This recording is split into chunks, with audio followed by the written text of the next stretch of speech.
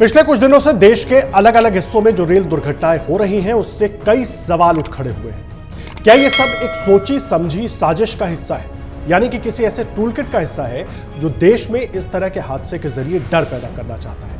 और अगर ऐसा है तो कौन है इसके पीछे? क्यों रविवार रात कानपुर में कालिंदी एक्सप्रेस के साथ जो हुआ वो इसी ओर इशारा करता है। सवाल यह है कि रेलवे ट्रैक पर गैस सिलेंडर आखिर पहुंचा कैसे? यह अपने आप में सबसे बड़ा सवाल है। आपको कानपुर की पूरी घटना के बारे में बताएं उससे पहले एक बार देख लीजिए ऐसे ही हादसों को लेकर रेल मंत्री अश्विनी वैष्णव ने 28 अगस्त को क्या कहा था। बहुत ही सेंसिटिव मुद्दा है। देखो, ईच एंड एवरी इंसिडेंट हम लोग डिटेल्ड इंक्वायरी कर रहे हैं और कई इंसिडेंट्स में बहुत ही एक वेरी डिस्टर्बिंग ट्रेंड सा दिख रहा है जिसको सीरियसली लेना चाहिए। मैं नहीं मानता कि रेलवे कोई पॉलिटिकल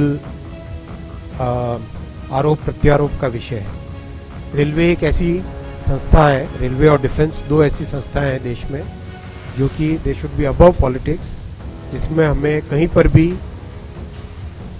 देश के लिए जो जरूरत है, देश की लाइफलाइन है, इसके कहीं पर भी कोई भी अगर नेगेटिव इसमें होता है तो उसके ऊपर हम सबको मिलके, चाहे पक्ष हो, विपक्ष हो, अपक्ष हो, चाहे गवर्नमेंट हो, चाहे सिटीजन्स हो, चाहे मीडिया हो, चाहे इंडस्ट्री हो, हर किसी को मिलके we should try and make sure that railway runs in a very efficient mode. सुना आपने जिस तरह से ये घटनाएं हो रही हैं एक के बाद एक, उसको देखते हुए पहले ही अश्विनी वैष्णव डर जता रहे थे और कानपुर में भी यही देखने को मिला। आपको बता दें, उत्तर प्रदेश के अनवरगंज कासगंज रूट पर कानपुर से भिवानी जा रही कालिंदी एक्सप्रेस रविवार रात पलटने से बच गई। ट्रैक पर एक भरा हुआ गैस सिलेंडर रखा गया था। ट्रेन को पटरी से उतारने की साजिश रची गई थी। बर्राजपुर और बिल्हौर के बीच करीब 100 किलोमीटर की रफ्तार से दौड़ रही ट्रेन जब सिलेंडर से टकराई तो तेज आवाज हुई। उसके बाद लोको पायलट ने इमरजेंसी ब्रेक लगाकर ट्रेन रोक दी। ट्रेन प्रयागराज से भिवानी जा रही थी। गनीमत रही कि सिलेंडर इंजन में फंसकर फटा नहीं, वरना बड़ा हादसा हो सकता था। अचानक आपातकालीन ब्रेक लगने से ट्रेन पटरी से उतर भी सकती थी। घटनास्थल के पास क्षतिग्रस्त सिलेंडर के अलावा पेट्रोल से भरी बोतल और माचिस के साथ कई संदेहास्पद चीजें भी मिली। पुलिस का मानना है कि मामले में ट्रेन को पटरी से उतारने की साजिश रची गई थी। पुलिस ने इस मामले में कई लोगों को हिरासत में भी लिया है, पूछताछ की जा रही है। रेलवे की पटरियों पर इस तरह की साजिश की यह पहली घटना नहीं है। पिछले कुछ महीने में देश के अलग अलग हिस्सों में पटरियों से ट्रेन के उतरने की घटनाएं सामने आई हैं। जानबूझकर रेलवे ट्रैक पर ऐसी चीजों को रखा जाता है जिससे ट्रेन पटरी से उतर जाए। पिछले महीने अहमदाबाद जाने वाली साबरमती एक्सप्रेस ट्रेन के 20 डिब्बे 17 अगस्त को झांसी रेल मंडल के कानपुर और भीमसेन जंक्शन के बीच पटरी से उतर गए थे। ये दुर्घटना भी कुछ असामाजिक तत्वों की तरफ से ही कथित तौर पर पटरियों पर रखी गई किसी भारी चीज की वजह से हुई थी, जो कि इंजन से टकराई थी। ट्रेन के इंजन से कोई बड़ा पत्थर टकराया जिससे उसके आगे के हिस्से में जानवरों से बचाव करने के लिए जो कैटल गार्ड लगा होता है वो बुरी तरीके से मुड़ गया था और बाद में ड्राइवर को ट्रेन रोकनी पड़ी और कई जो उसके डब्बे हैं वो भी पटरी से उतर गए। पिछले महीने ही राजस्थान के पाली जिले में भी ट्रेन की पटरी पर सीमेंट का ब्लॉक रख दिया गया था। ऐसे में अहमदाबाद जोधपुर वंदे भारत ट्रेन से टक्कर हो गई। हालांकि इस हादसे में कोई नुकसान नहीं हुआ था और इस घटना के संबंध में भी मामला दर्ज किया गया था अज्ञात व्यक्ति के खिलाफ। और इसी तरह जुलाई में झारखंड के सरायकेला खरसावां जिले में मुंबई हावड़ा मेल के 18 डिब्बे पटरी से उतर गए थे। हादसे में 2 लोगों की मौत हुई थी और 20 लोग घायल हुए थे। हाल के दिनों में सोशल मीडिया पर कई इस तरह के वीडियो सामने आए हैं जिनमें रेल की पटरियों पर पत्थर, लोहे की रॉड से लेकर सीमेंट ब्लॉक रखते हुए दिख रहे हैं लोग। कालिंदी एक्सप्रेस की घटना में तो रेल की पटरी पर बाकायदा गैस सिलेंडर के साथ ही बोतल में केमिकल और विस्फोटक भी मिले हैं।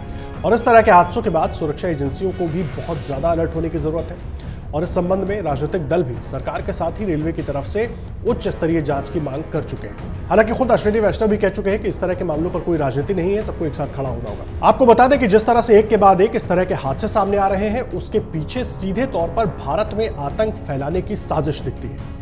पिछले महीने एक पाकिस्तानी आतंकी का वीडियो सामने आया था। भारत की मोस्ट वांटेड सूची में शामिल पाकिस्तान का यह आतंकवादी फरहतुल्लाह घोरी है जिसने एक टेलीग्राम वीडियो के जरिए धमकी दी थी। इस वीडियो में उसने अपने स्लीपर सेल से अपने अनुयायियों को यह कहा था कि दिल्ली और मुंबई में रेलगाड़ियों को पटरी से उतारने की बात उसने कही थी। उसने कहा था कि हमारे देश के बुनियादी ढांचे यानी कि भारत के बुनियादी ढांचे और हिंदू नेताओं पर हमले होने चाहिए। घोरी ने अलग अलग आतंकवादी गतिविधियों को अंजाम देने की बात भी कही थी और ये उसका इतिहास भी रहा है। आपको बता दें, पाकिस्तान में बैठे इस आतंकवादी ने दिल्ली, मुंबई और बाकी बड़े शहरों में बड़े पैमाने पर रेलगाड़ियां पटरी से उतारने की धमकी दी थी। ऐसे में इस तरह की घटनाओं के पीछे पाकिस्तानी साजिश से भी इनकार नहीं किया जा सकता।